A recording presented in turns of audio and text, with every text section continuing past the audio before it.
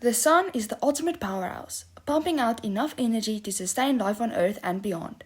But here is a wild question. What if we wanted to put it out?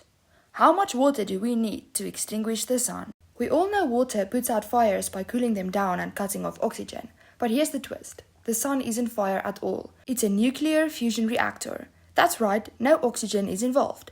Instead, the sun generates energy by smashing hydrogen atoms together to form helium under extreme pressure and heat. To even attempt to extinguish the sun, we'd need to absorb all the energy it produces. The sun produces 3.846 times 1026 watts of energy. To put it in another way, the sun's energy output every second could power every house on Earth for over 1 billion years. So how much water would we need to absorb this energy?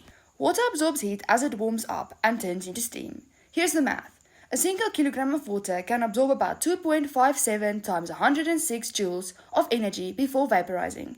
To absorb the sun's 3.846 times 1026 joules, we'd need 1.5 times 1020 kilograms of water. That's about 150 trillion cubic kilometers of water per second.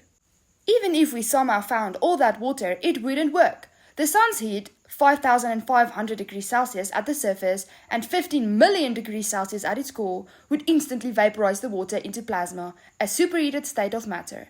And here's the kicker, the hydrogen in the water would likely fuel the sun, making it even hotter. So it's clear, we can't extinguish the sun, but that's okay, because without it, life on Earth wouldn't exist. Thanks for joining me on this cosmic adventure. What other wild scenario questions do you want me to tackle next? Let me know in the comments.